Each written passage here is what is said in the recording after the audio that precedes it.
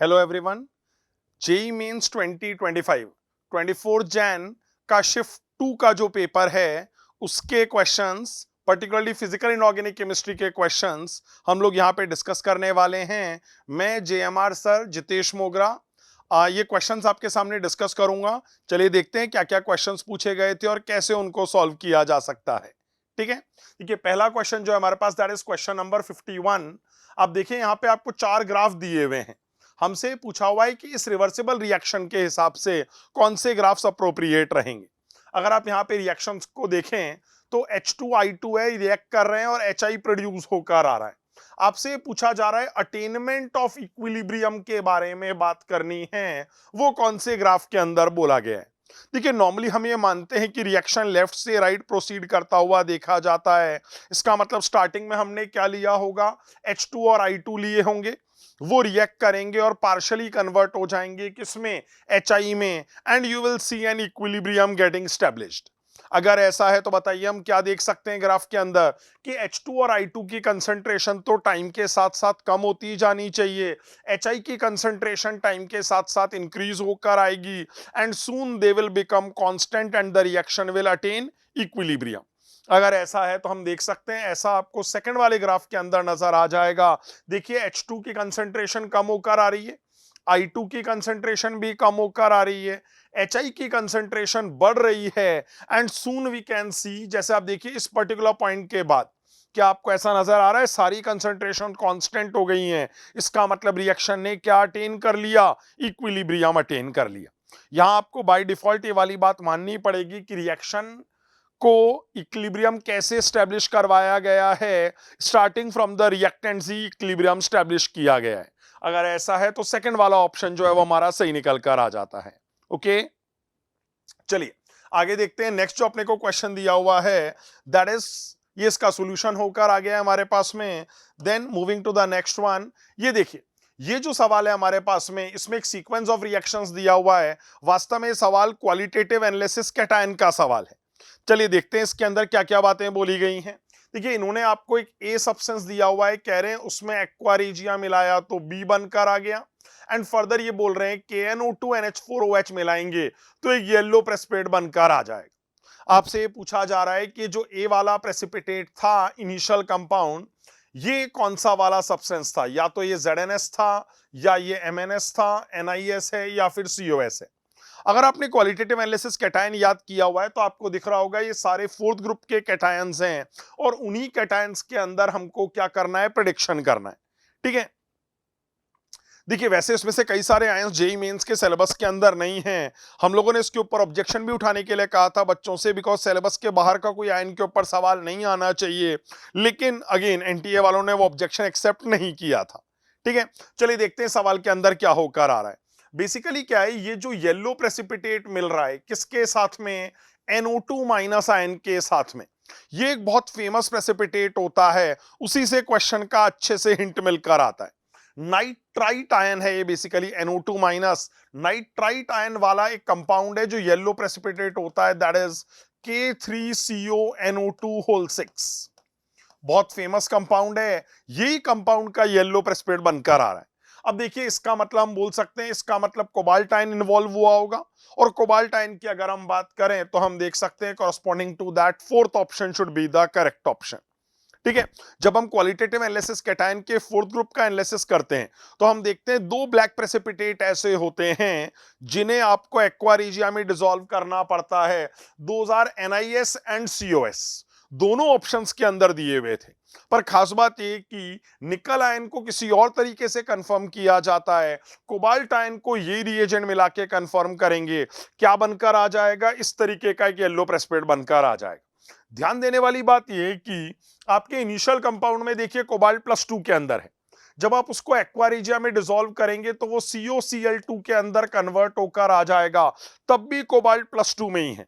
लेकिन जो final compound बनकर आता है उसके अंदर कोबाल्ट +3 ऑक्सीडेशन स्टेट के अंदर है। कोबाल्ट की ऐसी टेंडेंसी होती है कि वो +2 से +3 में ऑक्सीडाइज हो जाता है अगर उसे स्ट्रॉन्ग फील्ड लिगेंड्स मिल रहे हो तो।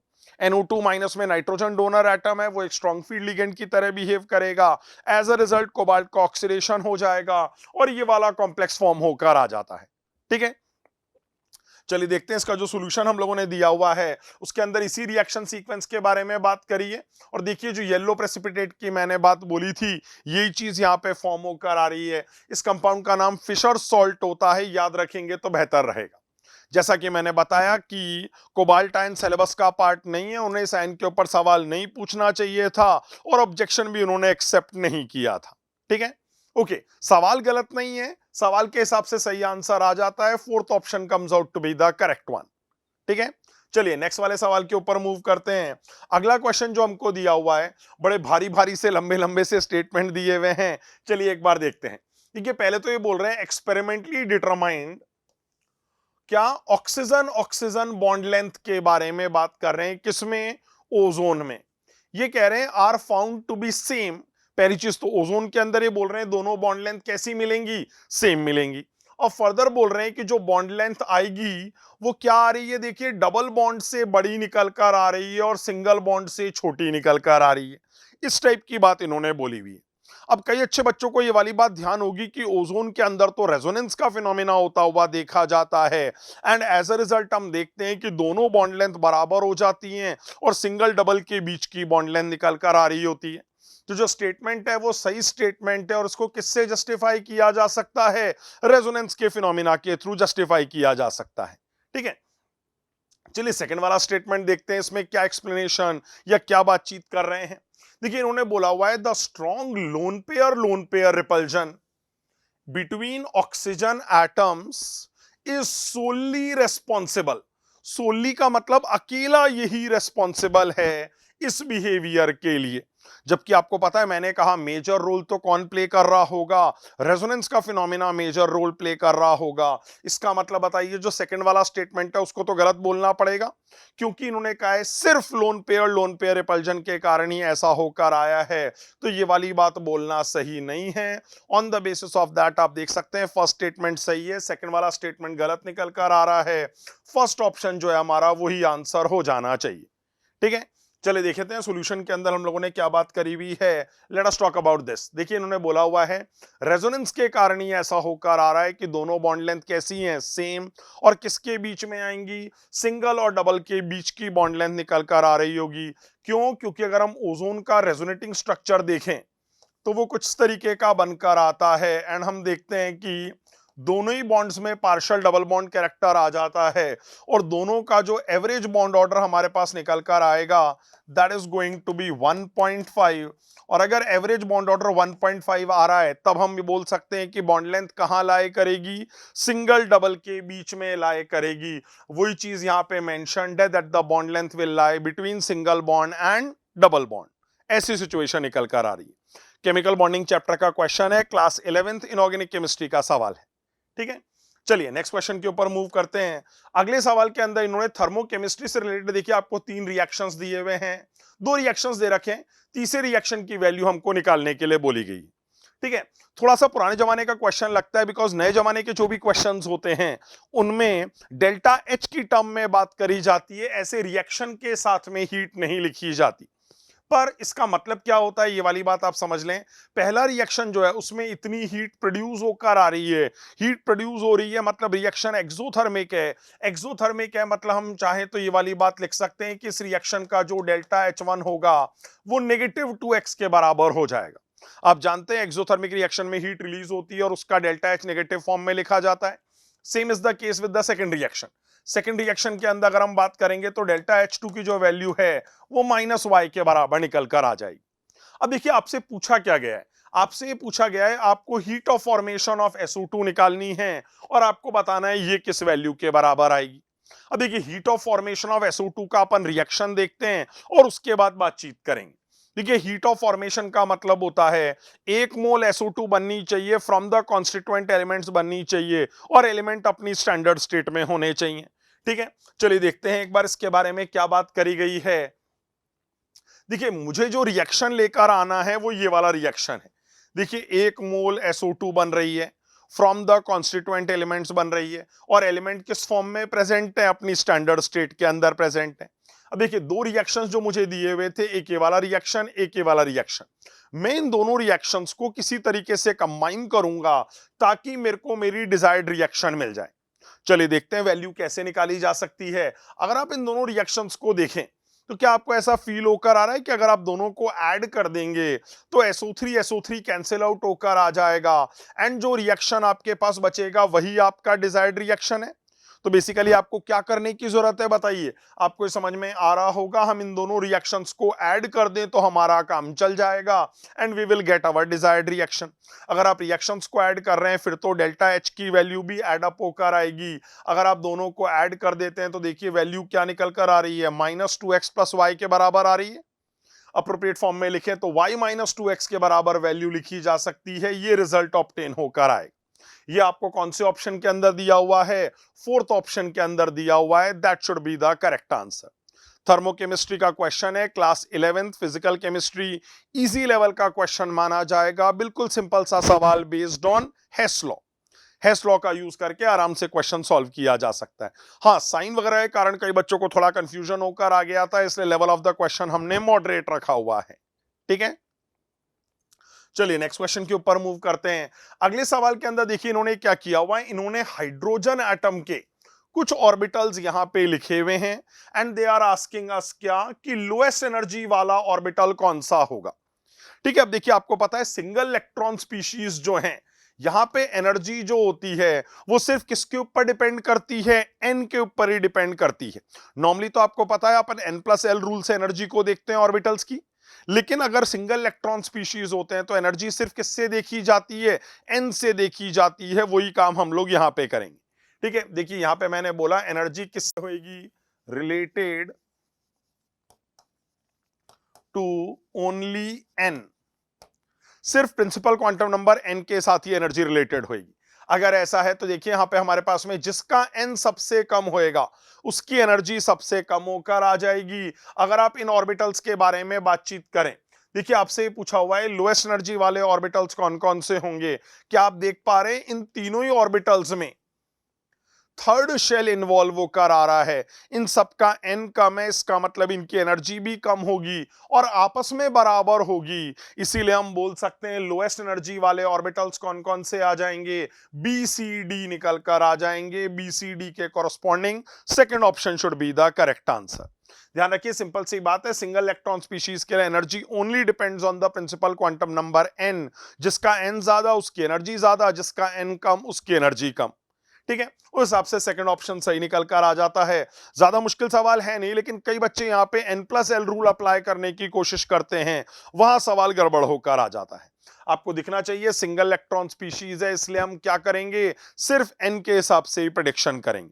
एटॉमिक स्ट्रक्चर चैप्टर है, class 11th physical chemistry, and उसी का ये क्वेश्चन है। मॉडरेट लेवल का क्वेश्चन इसलिए बोला हुआ है क्योंकि एक तो आपको इन सारे ऑर्बिटल्स को देखना पड़ेगा और दूसरी चीज ये याद आना चाहिए कि आंसर N+L रूल से नहीं निकल कर आएगा, जबकि most commonly we apply N+L rule in the questions. ठीक है, चलिए नेक्स्ट क्वेश्चन के ऊपर मूव करते हैं। अगला सवाल जो देखिए यहां पे एनर्जी वाली बात बोली हुई है, सिर्फ एन के ऊपर डिपेंडेंट बोला हुआ है।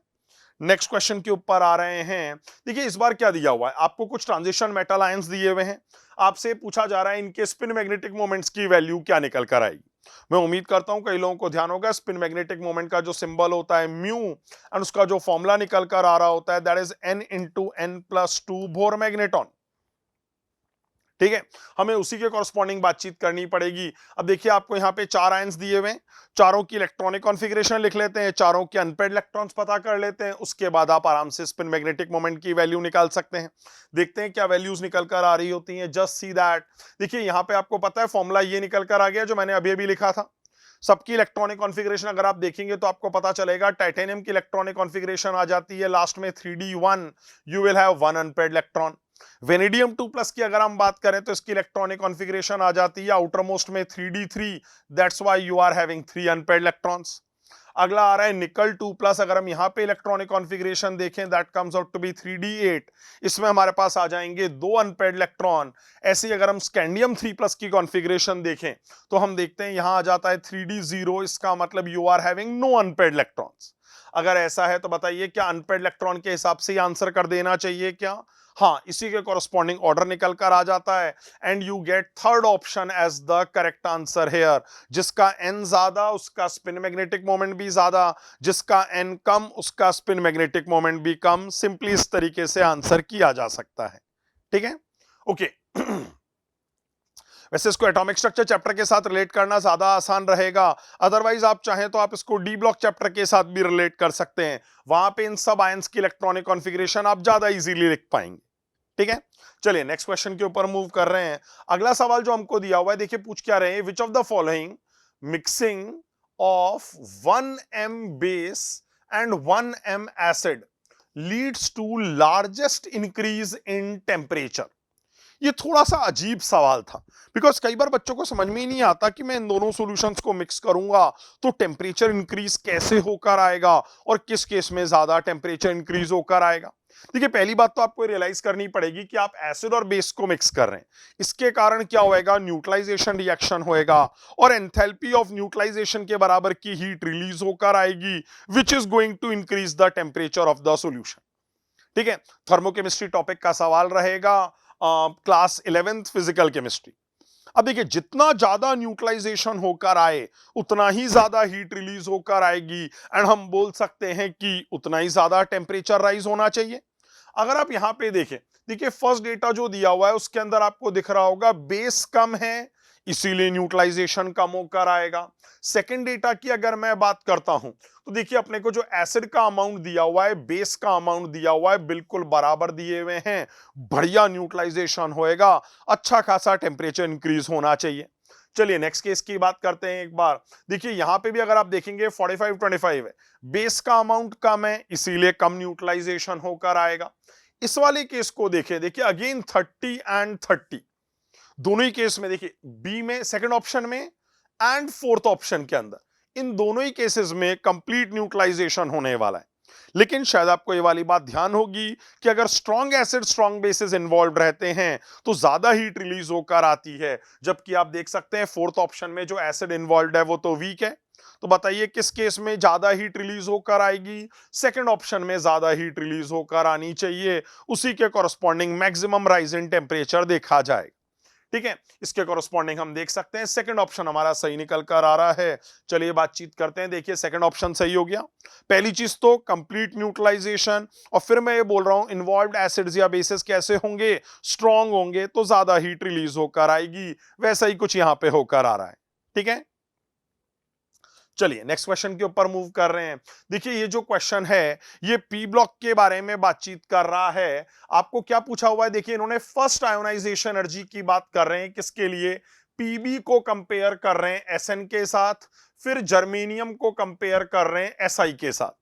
आप देख रहे होंगे ये जो एलिमेंट्स इन्वॉल्व हैं ये सारे के सारे पी ब्लॉक के 14 ग्रुप के एलिमेंट्स हैं। अब इनकी आयोनाइजेशन एनर्जी के बारे में हमें बातचीत करनी है। देखिए नॉर्मली तो आपको पता है आयोनाइजेशन एनर्जी का ट्रेंड बड़ा सिंपल होता है, ऊपर से नीचे आने पे ग्रुप में आयोनाइजेशन एनर्जी की जो वैल्यू है वो डिक्रीज होकर आती है।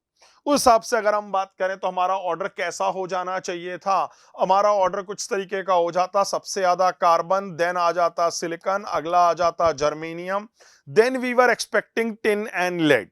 लेकिन ध्यान रखिए टिन और लेड में एक्सेप्शन निकल कर आ रहा होता है एंड हम देखते हैं यहां जो अपने पास आ जाता है दैट इज पीबी, फर्दर जो आ जाएगा दैट इज एसएन। ठीक है, ध्यान रखें पीबी के अंदर एफ ऑर्बिटल की और डी ऑर्बिटल्स की पुअर शील्डिंग इन्वॉल्व रहती है, इसीलिए this is going to have a greater value as compare to tin.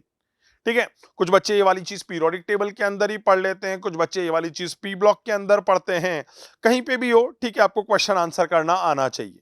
देखिए तो पीबी और एसएन में थोड़ा सा एक्सेप्शन निकल कर आ गया, पीबी ज्यादा होना चाहिए, इन्होंने भी यही बोला हुआ है पीबी ज्यादा होना चाहिए, तो पहला स्टेटमेंट तो सही हो गया। दूसरा स्टेटमेंट देखते हैं, देखिए क्या बोल रहे हैं, ये बोल रहे हैं the first ionization energy of germanium is greater than that of silicon. देखिए जर्मेनियम की वैल्यू ये कह रहे हैं सिलिकॉन से ज्यादा आएगी, ये गलत कह रहे हैं, बिकॉज आपको दिख रहा होगा ट्रेंड के हिसाब से तो सिलिकॉन ज्यादा होना चाहिए, कोई एक्सेप्शन नहीं है यहाँ पे, silicon has to have a greater value as compare to germanium. अगर ऐसा है तो मैं बोल सकता हूं सिलिकॉन की वैल्यू ज्यादा ही होनी चाहिए, ये स्टेटमेंट गलत होकर आ जाएगा। पहला सही है, दूसरा गलत है। अगर हम इसके हिसाब से बात करें तो we can see that third option comes out to be the correct answer है। ठीक है। मॉडरेट हमने इसलिए बोला हुआ है बिकॉज आपको दिख रहा होगा टिन और लेड में थोड़ा एक्सेप्शनल केस निकल कर आता है। इनफैक्ट कई बच्चों को पीरियोडिक टेबल पढ़ने के बाद भी इस एक्सेप्शन का ज्ञान नहीं होता, उनमें से कई बच्चों का सवाल गलत होकर आया था। ठीक है, पर जो कॉन्सेप्ट इन्वॉल्व है वो आपको समझ में आना चाहिए। अगर हम इस एक्सेप्शन को जानते हैं तो हम इजीली क्वेश्चन को आंसर कर सकते थे। ठीक है, आप पी ब्लॉक के साथ रिलेट करना चाहें वहां पे, आप पीरियोडिक टेबल के साथ रिलेट करना चाहें तो वहां पे भी रिलेट कर सकते हैं। ठीक है, चलिए नेक्स्ट क्वेश्चन के ऊपर मूव करेंगे। इसका सॉल्यूशन देख लेते हैं। पहले सॉल्यूशन वाली बात मैंने आपको बताई दी है, ये जो आ रहा है ये एक एक्सेप्शनल ऑर्डर निकल कर आ रहा है। Moving to the next one, चलिए देखते हैं ये वाला सवाल। देखिए इन्होंने बोला हुआ है क्या कंडीशंस और कॉन्सिक्वेंसेस होंगे जहां पे ये इलेक्ट्रॉनिक कॉन्फ़िगरेशन आ जाए, कब? कॉम्प्लेक्स के अंदर। आपको दिख रहा होगा class 12th coordination compound chapter का ये वाला सवाल है। आपसे ये पूछा गया है कि ये इलेक्ट्रॉनिक कॉन्फ़िगरेशन कब आई। ठीक है, अब देखिए आपको पता है नॉर्मली क्या होता है, हमें पता है हमारे पास में नीचे 3 ऑर्बिटल्स होते हैं, these are called T2G orbitals. ऊपर 2 ऑर्बिटल्स होते हैं, these are called EG orbitals. ठीक है, अब देखिए इन्होंने इलेक्ट्रॉन्स किस तरीके से भरे हैं वो मैं दिखाता हूं। इन्होंने इलेक्ट्रॉन भरा, एक यहां, दूसरा यहां, तीसरा यहां और चौथा इलेक्ट्रॉन ये यहां लेके चले गए। इसका मतलब ये क्या नहीं कंसिडर कर रहे हैं, इलेक्ट्रॉन्स की पेयरिंग नीचे होती हुई कंसिडर नहीं कर रहे हैं। दे आर एक्सपेक्टिंग कि जो चौथा इलेक्ट्रॉन है वो नीचे पेयर अप नहीं होएगा, वो ऊपर वाले EG ऑर्बिटल्स के अंदर जंप कर जाएगा। अगर ऐसा है तो हम बोल सकते हैं इसका मतलब कहीं ना कहीं जो डेल्टा O वाला गैप था दोनों के बीच में वो छोटा गैप रहा होगा। इसका मतलब लीगेंड वीक फील्ड रहे होंगे तभी गैप कम है। एंड फर्दर हम ये बोल सकते हैं कि कैसा कॉम्प्लेक्स आएगा, ज्यादा नंबर ऑफ अनपेयर्ड इलेक्ट्रॉन्स वाला कॉम्प्लेक्स आएगा। ऐसे कॉम्प्लेक्स को हाई स्पिन कॉम्प्लेक्स बुलाया जाता है। चलिए देखते हैं यहाँ पे क्या क्या बात बोली हुई है। देखिए सबसे पहले तो मैं बोल रहा हूं कि वीक फील्ड लिगेंड होना चाहिए, तभी क्या नहीं होकर आ रहा है, पेयरिंग नहीं होकर आ रही है। तो सेकंड या थर्ड ऑप्शन में से ही कोई सही निकल कर आएगा। आगे इन्होंने बोला हुआ है लो स्पिन या हाई स्पिन।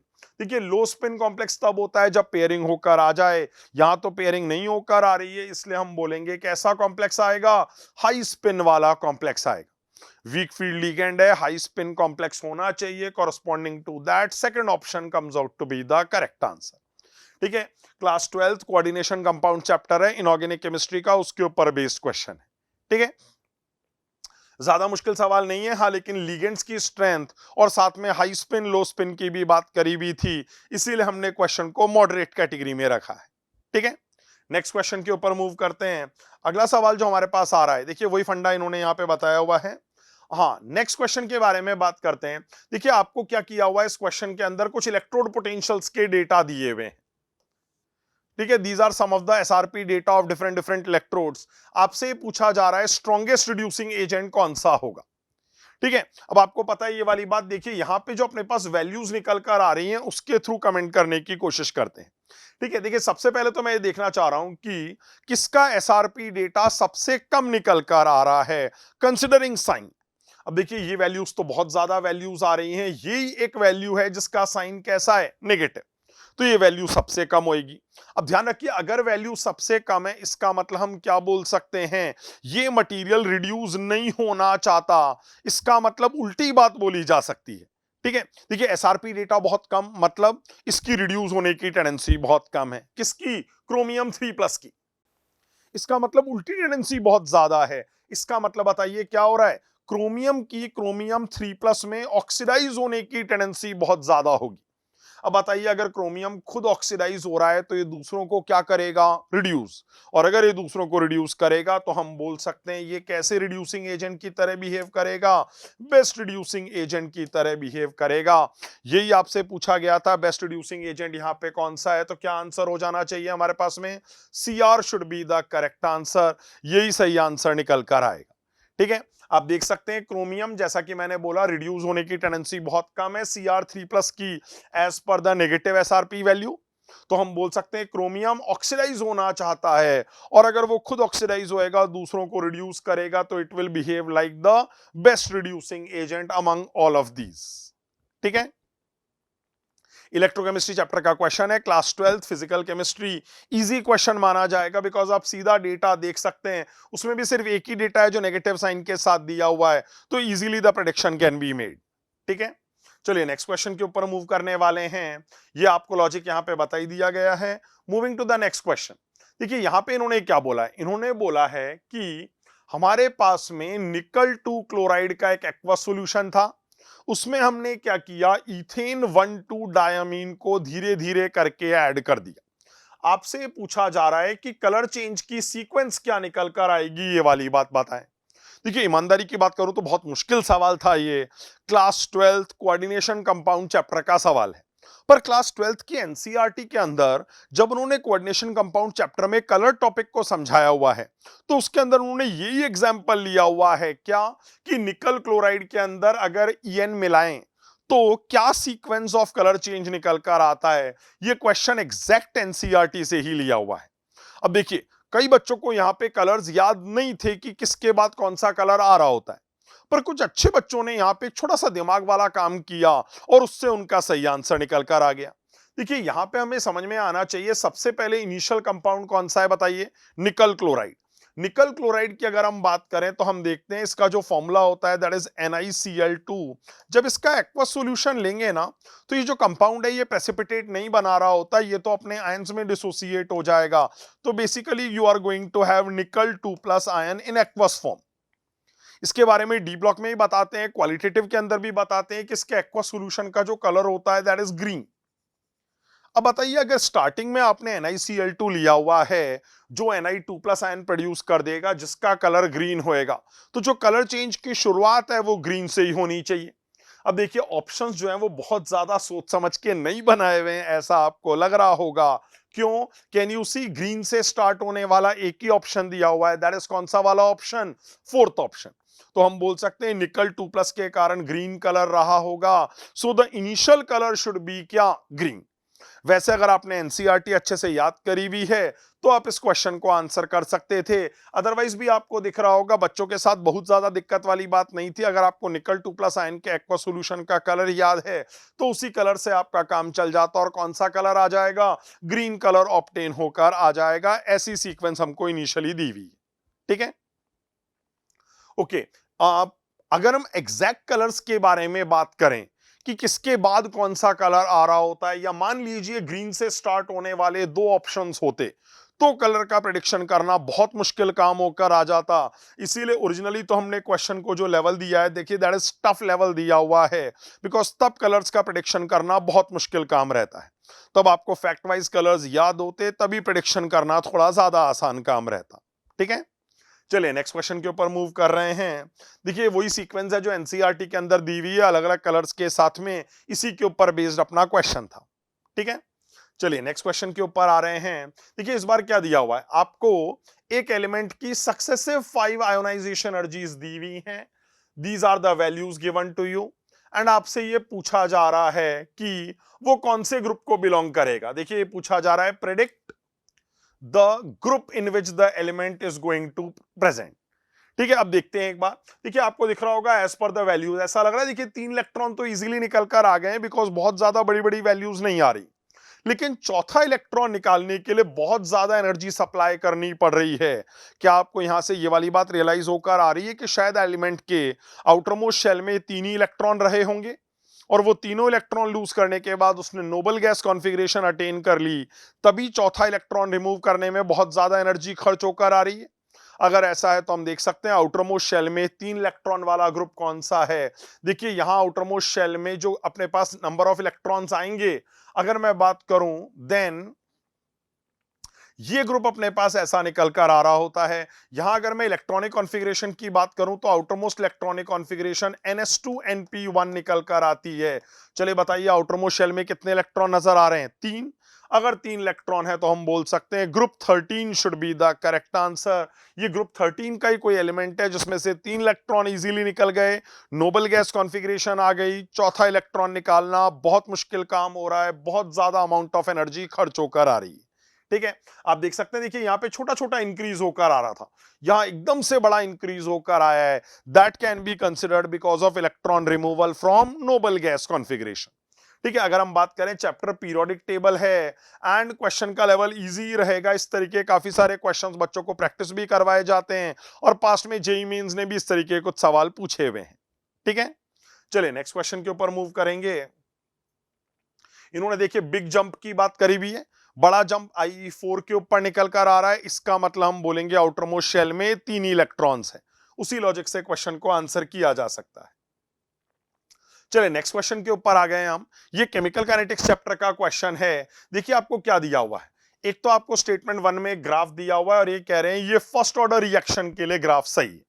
ठीक है, चलिए देखते हैं इस ग्राफ के अंदर नजर क्या आ रहा है। यहां आपको दिख रहा होगा, देखिए इनिशियल कंसंट्रेशन हम लोग बढ़ा रहे हैं, पर ये लोग कह रहे हैं हाफ लाइफ कांस्टेंट रह रही है। ये एक सही बात है, कौन से रिएक्शन के लिए? फर्स्ट ऑर्डर रिएक्शन के लिए। फर्स्ट ऑर्डर रिएक्शन के अंदर हम देखते हैं टी हाफ का जो फॉर्मूला निकल कर आ रहा होता है that comes out to be ln2/k। K constant है तो टी हाफ भी कैसा हो गया? कांस्टेंट निकल कर आ गया। इसका मतलब ग्राफ कांस्टेंट रहना चाहिए, ग्राफ फ्लैट होकर आना चाहिए। तो बताइए फर्स्ट ऑर्डर के हिसाब से ये वाला स्टेटमेंट कैसा आ गया? सही निकल कर आ गया।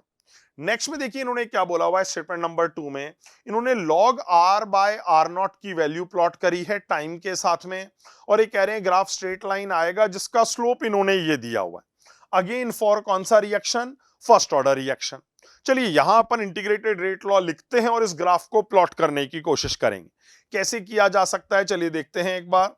यहां देखिए इन्होंने क्या किया हुआ है, केमिकल काइनेटिक्स के हिसाब से फर्स्ट ऑर्डर की जो इक्वेशन है वो इन्होंने लिख दी है। हमें पता है फर्स्ट ऑर्डर की जो इक्वेशन होती है that is k is equal to 2.303/t। आगे जो हमारे पास आ जाएगा that is going to be log to the base 10 r0/rt। इन्होंने RT को R की फॉर्म में ही लिखा हुआ है। अब अगर आप इसी इक्वेशन को रीअरेंज करेंगे तो आप देखेंगे log of r/r0 versus t का जो ग्राफ है उसका स्लोप -k/2.303 निकल कर आ रहा है। उन्होंने जो स्लोप की वैल्यू दी हुई थी वो k/2.303 दी हुई थी। इसीलिए हम बोलेंगे फर्स्ट वाला स्टेटमेंट तो सही था। देखिए ये वाला वही स्टेटमेंट है, पर सेकंड वाला स्टेटमेंट गलत हो जाएगा। क्यों? क्योंकि एक्चुअल स्लोप नेगेटिव आ रहा है और वो -k/2.303 निकल कर आ रहा है, जबकि उन्होंने वैल्यू पॉजिटिव दी हुई थी। पहला स्टेटमेंट सही है, दूसरा स्टेटमेंट गलत है। उस हिसाब से अगर हम क्वेश्चन का आंसर देंगे तो थर्ड ऑप्शन हमारा सही आंसर निकल कर आता है। ठीक है, हाँ थोड़ा सा देखने में मुश्किल सा सवाल था, लेकिन ज्यादा दिमाग नहीं लग कर आ रहा है। अगर आप इस इक्वेशन को रीअरेंज कर लेंगे तो आप सेकंड स्टेटमेंट को इजीली फॉल्स बोल सकते हैं।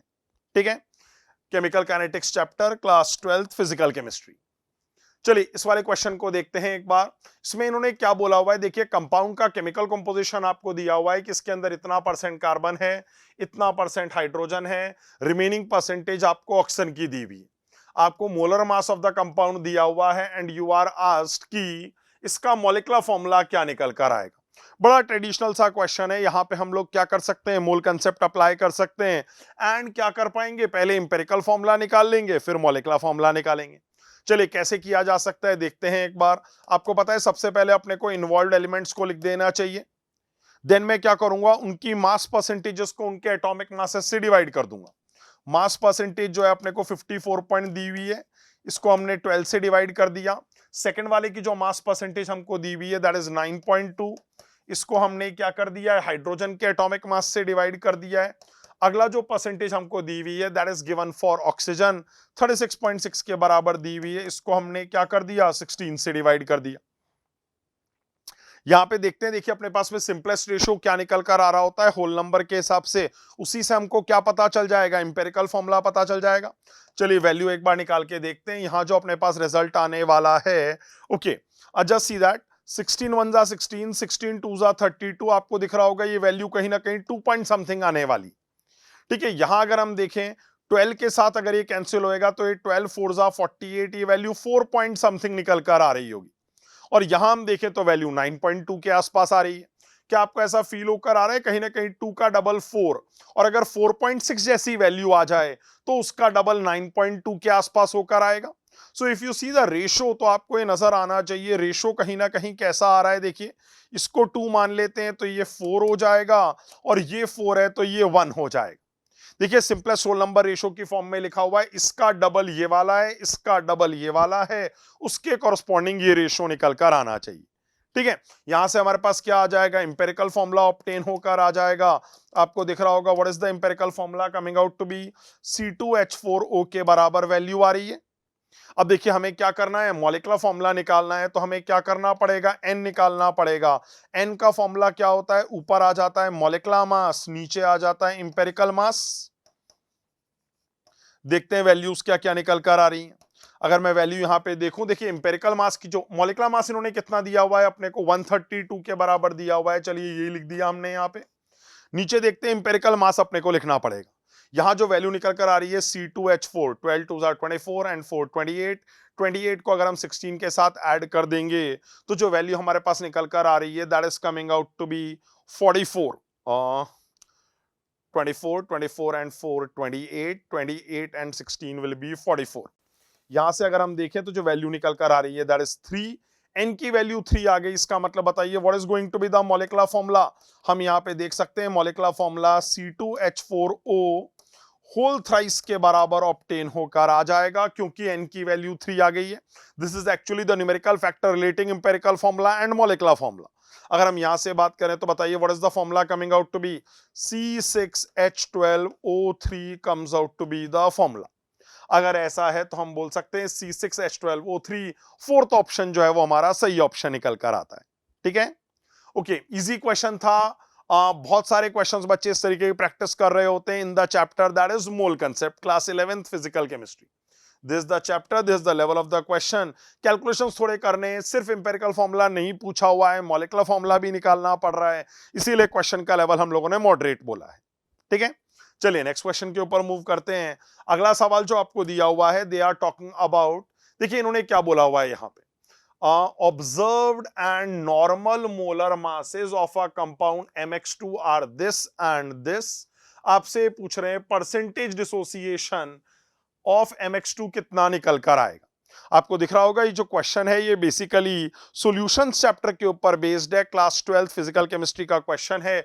हमें पता है वेंट ऑफ फैक्टर आई जो होता है उसके साथ इस चीज को रिलेट किया जा सकता है। कैसे कर सकते हैं, चलिए देखते हैं एक बार। देखिए हमें पता है आई का जो फॉर्मूला होता है that is normal molar mass upon abnormal molar mass, वही वाला वैल्यूज यहां पे यूज करी गई हैं। यहां से आई की वैल्यू निकल कर आ जाती है सिंपल कैलकुलेशंस के साथ दैट द वैल्यू इज 2.5। अब जो आई है उसे हम क्या लिख सकते हैं, आई बेसिकली होता है 1 + n-1 इंटू अल्फा। आपको जो कंपाउंड दिया हुआ था दैट वाज MX2। MX2 के लिए अगर हम n-1 की वैल्यू लिखेंगे, देखिए वो 3 पार्टिकल्स प्रोड्यूस करने वाला है, इसीलिए n-1 लिखेंगे तो 3-1 आ जाएगा, जो 2 के बराबर आ रहा है। यहां से अल्फा की वैल्यू आ जाती है 0.75। ये बेसिकली डिग्री ऑफ आयोनाइजेशन को बता रही है। आपको परसेंटेज में आंसर करना है तो आप इसको 100 से मल्टीप्लाई कर देंगे। 100 से मल्टीप्लाई करने के बाद you get the percentage alpha is equal to 75%। Numerical type question था, this comes out to be the correct answer. Calculations भी अच्छे थे, नीट एंड क्लीन क्वेश्चन था। ठीक है, दिस इज द क्वेश्चन। चलिए नेक्स्ट वाले सवाल के ऊपर मूव करते हैं। अगले सवाल के अंदर देखिए इन्होंने क्या दिया हुआ है, कंसिडर अ कॉम्प्लेक्स रिएक्शन जो 3 स्टेप में होकर आ रहा है। देखिए एक ध्यान रखना है, कॉम्प्लेक्स रिएक्शन है, 3 स्टेप में होकर आ रहा है और इसके तीनों स्टेप के रेट कांस्टेंट्स दिए हुए हैं और ये कह रहे हैं कंबाइन करके ओवरऑल रिएक्शन का जो रेट कांस्टेंट का एक्सप्रेशन है वो इस तरीके का निकल कर आ रहा है। अब इन्होंने क्या किया हुआ है, हर स्टेप की एक्टिवेशन एनर्जी देखिए हमको यहाँ पे दी हुई है क्वेश्चन के अंदर। These are the activation energies and हमको क्या करना है, ओवरऑल रिएक्शन की एक्टिवेशन एनर्जी पूछी हुई। ठीक है, बेसिकली अगर हम टॉपिक की बात करें, chemical kinetics is the chapter, effect of temperature के ऊपर या आर्हेनियस इक्वेशन के ऊपर बेस्ड ये वाला क्वेश्चन है। चलिए देखिए कैसे हैंडल किया जा सकता है इसको। बेसिकली हम यहाँ पे क्या करेंगे, आर्हेनियस इक्वेशन अप्लाई करेंगे। गौर से देखिए ये अपन ने क्या किया हुआ है, e⁻⁻ लिखा हुआ है। ये किसको कॉरस्पॉन्ड करेगा, बेसिकली के ओवरऑल को कॉरस्पॉन्ड करेगा। ये जो टर्म हमारे पास आ रही है this is coming out to be K1 वाली टर्म, ये आ गई K3 वाली टर्म, ये आ गई K2 वाली टर्म और पूरे का अंडर रूट किया हुआ है। ठीक है, अगर यहाँ पे खाली पावर्स को ही कंपेयर करें तो हम देखते हैं कुछ तरीके का रिलेशन हमारे पास ऑब्टेन होकर आ जाता है। फर्दर अगर ओवरऑल रिलेशन लिख दिया जाए तो ये आ गया, वैल्यू सब्स्टिट्यूट कर देंगे तो आपके पास ओवरऑल इक्वेशन ऑब्टेन होकर आ जाएगी and you will get the answer as 20 kilo joule. Basically आप लोग जानते होंगे ये वाली बात की Arrhenius equation can be simply related as K बराबर A e⁻⁻ इसी इक्वेशन का यूज मैंने कर दिया है, पहले फर्स्ट स्टेप के लिए, फिर थर्ड स्टेप के लिए, फिर सेकंड स्टेप के लिए, फिर ओवरऑल रिएक्शन के लिए। अगर इनके ऊपर ध्यान दें तो हम यहाँ पे पावर्स को कंपेयर कर सकते हैं, दोनों साइड पे इनकी सारी पावर्स कंबाइन कर लेंगे, उसके साथ कंपेयर कर लेंगे। This is going to be the final relation. EA1, EA2, EA3 की वैल्यू सब्स्टिट्यूट करने के बाद you get 20 kilo joules as the activation energy of the overall reaction. उन्होंने यही पूछा था what is going to be the activation energy, numerical type 20 comes out to be the correct answer here. ठीक है, again expressions थोड़े से डरावने से लग रहे हैं, लेकिन हाँ एक स्टैंडर्ड प्रोसेस का सवाल है। Still we will rank the question as moderate. थोड़ा दिमाग लगाना था, थोड़ा चीजों के बारे में सोचना था, तब जाके आंसर निकल कर आता है। That is it from my side with respect to all physical inorganic chemistry questions. Thank you.